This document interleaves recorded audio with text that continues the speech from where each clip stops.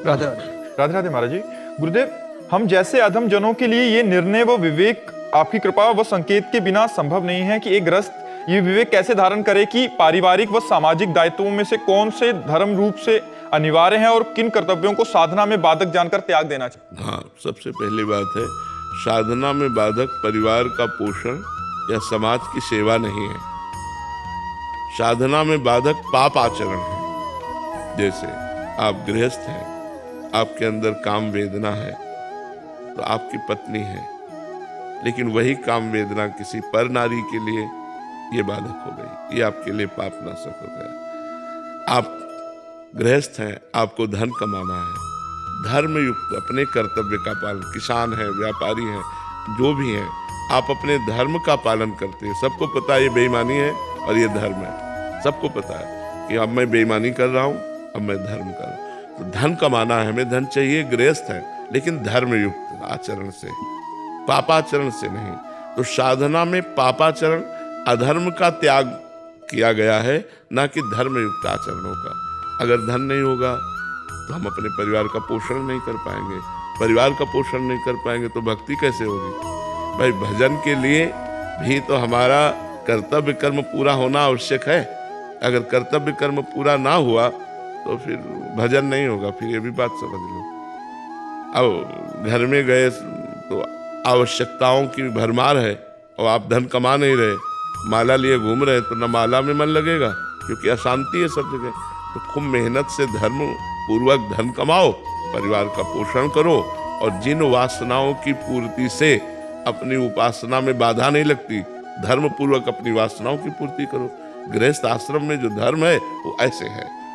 गृहस्थ आश्रम में त्याग प्रधान नहीं है, विरक्त आश्रम में त्याग प्रधान है। गृहस्थ आश्रम में संग्रह प्रधान है। अन्न धन वस्तु आदि का संग्रह करना, परिवार का पोषण करना, भगवान का सुमिरन करना, धर्म पूर्वक विषयों का सेवन करना। ऐसा थोड़ी कि विषयों का त्याग है। अब मान लो आप गृहस्थ हो, अब आप सोचो कि मैं आजीवन ब्रह्मचर्य रहूंगा, तो ये निषेध है, ये नहीं सोचना।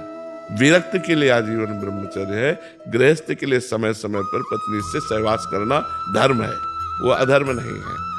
अब एकदम पशुवत आचरण करना तो नहीं। इसी तरह पूरे विषय को ले ले कि धर्म पूर्वक सेवन करना वो हमारे लिए विधि है और अधर्म का निषेध है, अधर्म का त्याग है, तो हमारा परमार्थ बन जाएगा। अब सामाजिक और पारिवारिक, तो प्रधानता पारिवारिक की देनी है, द्वितीय में समाज है। मान लो ये बीमार है और एक घर का व्यक्ति बीमार है, तो इनकी बीमारी के लिए अगर हमारी श्रद्धा है, हमारे पास 100 रुपया है तो हम दे देते हैं, लेकिन हमें ये देखना है कि जेब में 400 रुपया और होना चाहिए 100 देने के बाद, क्योंकि हमारे घर में भी बीमार है और भी व्यवस्था है। तो अपने परिवार की सुख सुविधा देखते हुए हम परमार्थ करें, दान पुण्य परोपकार अपने परिवार को दे। देहाती भाषा में कहते हैं उतना पैर पसारिए जितनी लंबी चादर हो। तो हमारे को पता है कि हमारी जेब में 500 रुपये हैं, 100 से इनका काम चल जाएगा और 400 से हमारे परिवार का पोषण और बीमारी का काम चल जाएगा, तो हम 100 दे सकते हैं।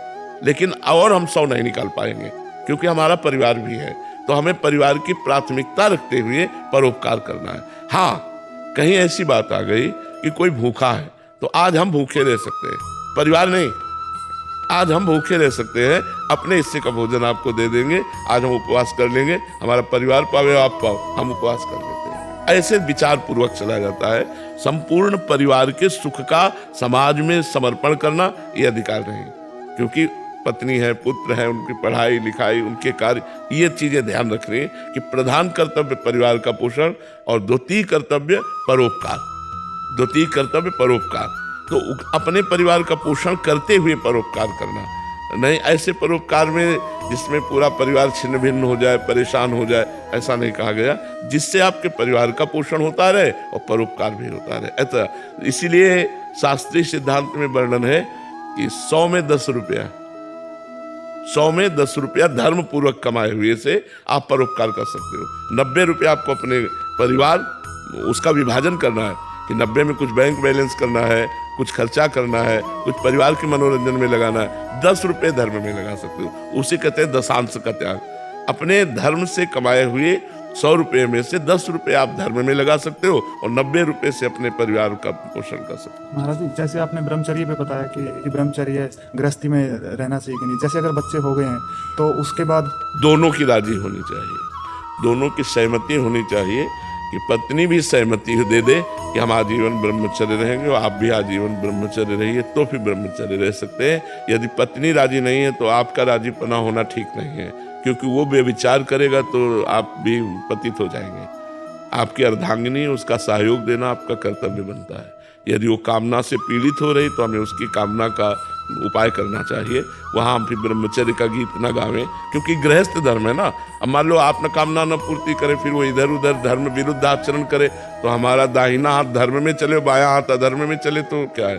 अर्धांगिनी है, हमारे आधे शरीर का अधिकार उसको है, अर्धांगिनी कहा गया है स्त्री को। तो ये देख के दोनों की सहमति से फिर हम आजीवन ब्रह्मचर्य रह सकते हैं।